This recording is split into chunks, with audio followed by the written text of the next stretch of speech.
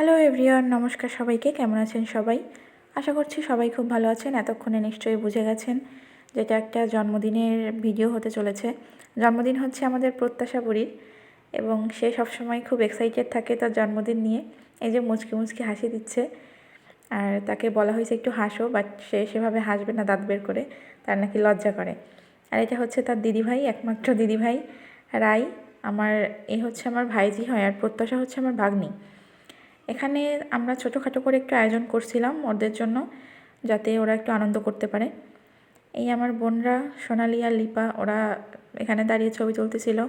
মালা ছিল, আরও অনেকেই ছিল। আমরা জাস্ট এখানে একটু চেষ্টা করছি যাতে এগুলো একটা স্মৃতি হিসেবে থেকে যায়। জাস্ট কিছু ক্লিপ নিয়ে রেখেছি যাতে সবাইকে একসাথে পাওয়া যায়, কারণ কখন কে কোথায় থাকবো তার কোনো ঠিক ঠিকানা নাই। যার কারণে চেষ্টা করছি আমি সবাইকে একটা ফ্রেমে নিয়ে আসার। যদিও সবাইকে আনতে পারি নাই, তাও আমার দিদি, তারপরে দাদা, এরা বাকি রয়ে গেছে, বাট যারা যারা ছিল ওরা সবাই আসছে।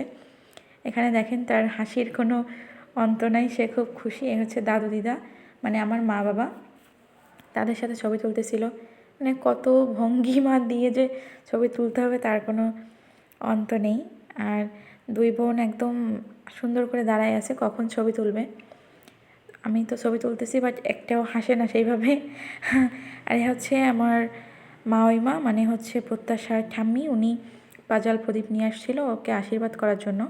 আসলে এগুলা ছাড়া আমাদের ধর্মীয় অনুষ্ঠান বা কোনো একটা জন্মদিন, কোনো শুভ কাজ হতে চায় না, কারণ আশীর্বাদ করাটা মোস্ট ইম্পর্ট্যান্ট। এ হচ্ছে আমার মা বাবা, আর হচ্ছে আমার মাওইমা, আর এখানে হচ্ছে আমার বাবা তার নাতনিদের সঙ্গে একটু ছবি তুলতেছিল যাতে সবাইকে একটা ফ্রেমে পাওয়া যায়।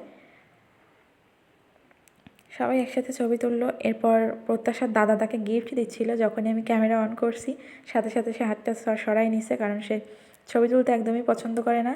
এদিকে আমি একটু বুড়িকে জড়িয়ে ধরে নিয়ে পোজ দিচ্ছিলাম। সে হাসবে, মানে হাসতে বলতে হচ্ছে যে হাসো হাসো। অন্য সময় হাসি লেগে থাকে, বাট যখন ছবি তুলতে যাই তখনই তার মুখটা একদম গোমড়া হয়ে যায়। এই যে ভানুমতি, আমি ওকে, মানে আমার বড় মার নাম ছিল ভানুমতি, তাই আমি তাকে ভানুমতি বলেই ডাকি রাইকে। আর এই যে আমরা একটা মা বাবা আমরা একটা ফ্রেমের মধ্যে থাকার চেষ্টা করছি, বাট ওখানে দিদি ছিল না, দাদা ছিল না, ওরা একটু ব্যস্ত ছিল কাজে, যার কারণে ওদেরকে নিতে পারি নাই। বাট তারপরেও আমার এখানে ভিডিও বা ছবিগুলো বেশ ভালোই আসছে যা দেখলাম। এবার হচ্ছে সেই বহুত কাঙ্ক্ষিত কেক কাটার পর্ব। আমার বাবা তার দুই নাতনিকে ধরে কেক কাটাচ্ছিল। কেকের উপরে যে একটা মিকি মাউস আঁকা, ওটা এডিবল ছিল না, যার কারণে ওটা খাওয়া যাবে না। তাই আমি ওটাকে জাস্ট তুলে দেওয়ার জন্য বলতেছিলাম, বাট মানে পিচ্ছি, সে তো তুলবেই না। অবশেষে সে রাজি হলো যে তুলে কেক টেক কাটলো। কেক কেটে বাবু ওদের দুজনকে খাইয়ে দিচ্ছিল। কেক খাইয়ে দেওয়ার পর্ব শেষ হয়ে গেলে তখন চলে আসে আশীর্বাদ পর্ব।